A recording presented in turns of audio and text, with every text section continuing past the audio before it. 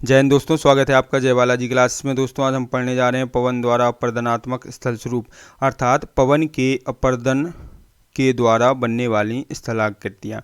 तो दोस्तों सबसे पहले हम बात करें कि जो भी स्टूडेंट इस वीडियो को देख रहा है, यदि आपने चैनल को सब्सक्राइब नहीं किया है तो चैनल को सब्सक्राइब करें, साथ ही साथ बेल आइकन को डबल प्रेस करें। तो दोस्तों आज हम पढ़ने जा रहे हैं पवन के अपर्दन से बनने वाली स्थलाकृतियाँ।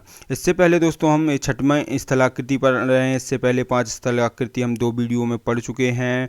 तो यदि आप उन स्थलाकृतियों को पढ़ना चाहते हैं तो हमारे इस वीडियो के डिस्क्रिप्शन बॉक्स में जाएंगे तो आपको उन वीडियो की लिंक मिल जाएगी। चलिए दोस्तों हम बात करते हैं छठवीं स्थलाकृति हमारी प्लाया की। तो दोस्तों ये आप जो सामने देख रहे हैं ये प्लाया झील है। तो प्लाया झील है जो दोस्तों कैसे निर्मित होती है, तो पर्वत एवं पहाड़ियों के मध्य बेसिन में अवसादों के जमाव से क्या होता है, समतल मैदानों का निर्माण होता है। और इन समतल मैदानों में आगे चलकर क्या होती है, जल की उपलब्धता होती है। और जब जल की उपलब्धता होती है समतल मैदानों में तो ये उथले जल क्षेत्र में परिवर्तित हो जाते हैं। और उथले जल क्षेत्र में परिवर्तित होते हैं तो इन्हीं उथली झीलों को हम क्या बोल देते हैं, प्लाया बोल देते हैं।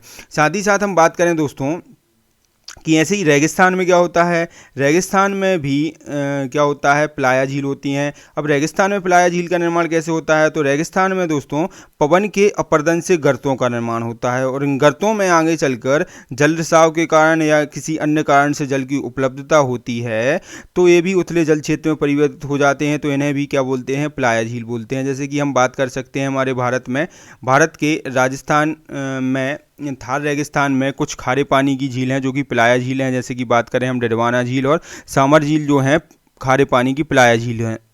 और साथ ही साथ हम बात करें दोस्तों कि खारे पानी की इन प्लाया झीलों को सेलिनास भी कहते हैं। क्या बोलते हैं, सेलिनास भी बोलते हैं। चलिए दोस्तों हम बात कर लेते हैं आप प्लाया झील की। तो दोस्तों पर्वत एवं पहाड़ियों के मध्य बेसिन में अवसादों के जमाव से लगभग समतल मैदानों का निर्माण होता है। तो दोस्तों बेसिन जलद्रोणी क्षेत्र या नदी द्रोणी क्षेत्र जो होते हैं उनको हम बेसिन कहते हैं। तो पर्वत एवं पहाड़ियों के मध्य बेसिन में अवसादों के जमाव से लगभग समतल मैदान का निर्माण हो जाता है। और कालांतर में आगे चलकर इनमें समतल मैदानों में जल की उपलब्धता होने पर यह उथले जल क्षेत्र में परिवर्तित हो जाते हैं। और इस प्रकार से निर्मित उथली झीलें ही क्या कहलाती हैं, प्लाया कहलाती हैं। चलिए इसके अलावा हम बात करें कि रेगिस्तानी क्षेत्रों में पवन के अपर्दन द्वारा जब गर्त बन जाती हैं और इन गर्तों में कालांतर में जल के रिसाव या अन्य कारण द्वारा जल भराव होता है तो उसे भी क्या कहते हैं, प्लाया झील कहते हैं। तो दोस्तों हमने अभी बात की थी तो रेगिस्तान में कैसे प्लाया झील का निर्माण होता है। तो रेगिस्तान में क्या होता है, पवन के अपर्दन द्वारा गर्तों का निर्माण होता है और इन गर्तों में किसी न किसी कारण से जल के रिसाव कारण से या किसी अन्य कारण से जल की उपलब्धता होती है तो ये प्लाया झील में क्या होती हैं, परिवर्तित हो जाती हैं। जैसे हम बात करें उदाहरण के तौर पर थार रेगिस्तान राजस्थान में निर्मित खारे पानी की डिडवाना झील एक प्लाया झील है। ठीक है दोस्तों, अब इसके बाद हमने बात की थी कि खाले जल की प्लाया झील को क्या कहते हैं, सेलिनास कहते हैं। क्या कहते हैं, सेलिनास कहते हैं। यहाँ से क्वेश्चन बनता है दोस्तों कि खारे जल की प्लाया झील को क्या कहते हैं, तो सेलिनास झील कहते हैं। या क्वेश्चन ऐसे बन सकता है कि सामर झील और डिडवाना झील किस प्रकार की झीलें हैं, तो प्लाया झील हैं। अब दोस्तों हम बात करें कि जो प्लाया झील है दोस्तों इसमें अल्प समय के लिए जल रहता है। क्यों, क्योंकि बाष्पीकरण के द्वारा इसका जल समाप्त हो जाता है जल्दी। और उथले जल क्षेत्र भी होते हैं ये, तो इसमें क्या बचते हैं, केवल लवण बचते हैं। जैसे कि हम बात करें हमारे नमक भी एक हमारा लवण है। क्यों, क्योंकि ये अम्ल और क्षार की क्रिया से बना है और इसका जो रासायनिक नाम है नमक का वो क्या है, सोडियम क्लोराइड है।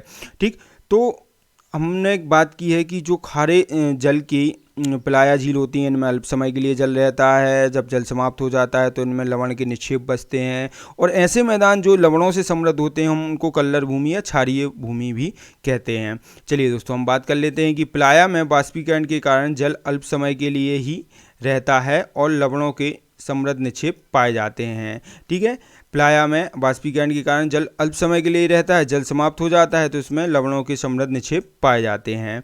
ठीक, चलिए आगे बात करें। ऐसे मैदान जो लवणों से समृद्ध हों उनको क्या कहते हैं, कल्लर भूमि कहते हैं। यहाँ से भी क्वेश्चन बन सकता है दोस्तों कि ऐसे मैदान जो लवणों से समृद्ध हों उनको क्या बोलते हैं, कल्लर भूमि बोलते हैं। क्या बोलते हैं, कल्लर भूमि बोलते हैं। या उसको और क्या बोल देते हैं, क्षारीय क्षेत्र भी कहते हैं। ठीक है, ऐसे मैदान जो लवणों से समृद्ध हों उनको कल्लर भूमि तथा क्षारीय क्षेत्र कहते हैं। चलिए इसके बाद हमने बात कर रहे हैं दोस्तों लोएस की। तो लोएस दोस्तों ये जो सामने देख रहे हैं यहाँ पे क्या है, एक लोएस है। ये क्या है, लोएस है। इनका निर्माण कैसे होता है, तो पवन द्वारा जब किसी रेगिस्तान से बालू के बृहत निक्षेप उड़ाकर लाए जाते हैं और कहीं निक्षेपित कर दिए जाते हैं तो उससे क्या होता है, लोएस का निर्माण होता है। ठीक, अब बात करें दोस्तों जो लोएस है हम देख रहे हैं इसका रंग कैसा होता है, पीला होता है। कैसा होता है, पीला होता है। और इसमें जो है अत्यंत बारीक कण होते हैं जिनमें क्या क्या सम्मिलित रहता है, सिल्ट, मृत्तिका और रेत सम्मिलित होते हैं। इनका रंग पीला क्यों होता है, तो इनका रंग पीला ऑक्सीकरण के कारण होता है। अब इसका नाम लोएस ही क्यों पड़ा, तो इसका नाम लोएस इसलिए पड़ा क्योंकि फ्रांस के अल्सस प्रांत के लोएस नामक ग्राम के आधार पर इसका जो है नामकरण किया गया है। क्यों, क्योंकि यहाँ पर लोएस के समान ही मिट्टी का निक्षेप पाया जाता है। ठीक, तो सिंपल है दोस्तों, लोएस का नामकरण फ्रांस के अल्सस प्रांत के लोएस नामक ग्राम के आधार पर किया गया है क्योंकि यहाँ पर लोएस के समान ही मिट्टी का निक्षेप पाया जाता है। ठीक है दोस्तों, साथ ही साथ हम आगे बात करेंगे कि लोएस को हम मरुस्थलीय लोएस और हिमनदीय लोएस में विभक्त करते हैं। चलिए दोस्तों हम बात करते हैं कि पवन द्वारा उड़ाकर लाए गए बालू के बृहत निक्षेप को लोएस कहते हैं। ठीक है, रेगिस्तान से हम क्या करते हैं, पवन बालू के बृहत निक्षेप लाता है और कहीं और निक्षेपित कर देता है, उससे लोएस मैदान का निर्माण होता है। क्यों, क्योंकि ये जो लोएस हैं रेगिस्तान से दूर बनते हैं, रेगिस्तान से दूर बनते हैं लोएस, ये चीज़ भी याद रखना है हमें।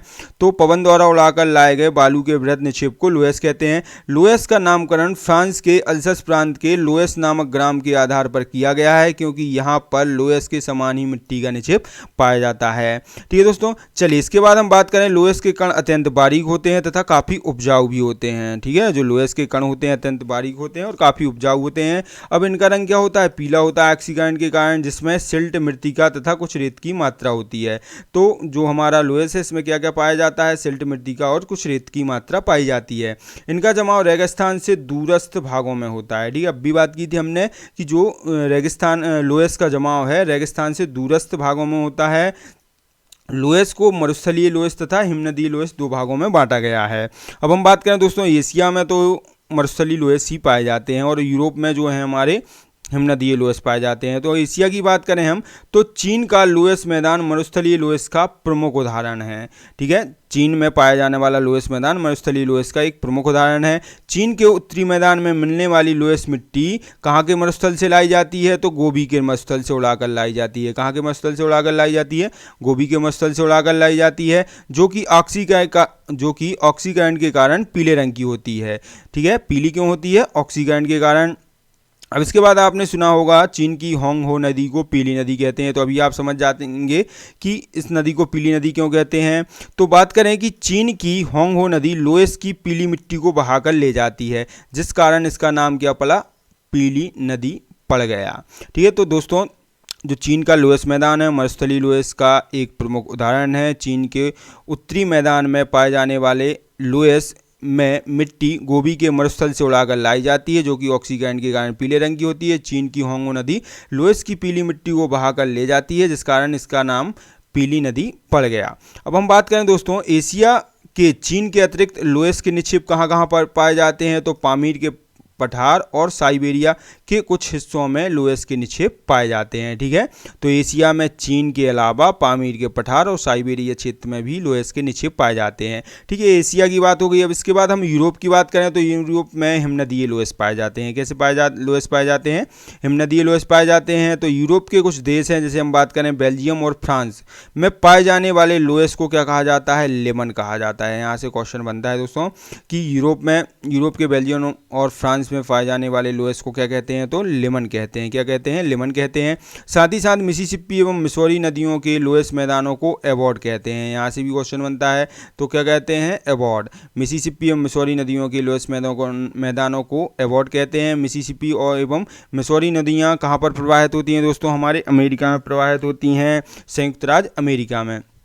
ठीक है दोस्तों, इसके बाद हम बात करें लोएस मैदान आर्थिक दृष्टि से महत्वपूर्ण होते हैं। कैसे होते हैं, आर्थिक दृष्टि से महत्वपूर्ण होते हैं और ये क्या होते हैं, काफ़ी उपजाऊ होते हैं। क्या होते हैं, ये काफ़ी उपजाऊ भी होते हैं। ठीक है दोस्तों, तो दोस्तों यदि आपको हमारे पढ़ाने का तरीका अच्छा लगता है तो हमारे चैनल को सब्सक्राइब करें। साथ ही साथ ऐसे और अपडेट पाने के लिए हमारे वीडियो पर कमेंट्स करें, लाइक करें और इसको शेयर ज़रूर करें।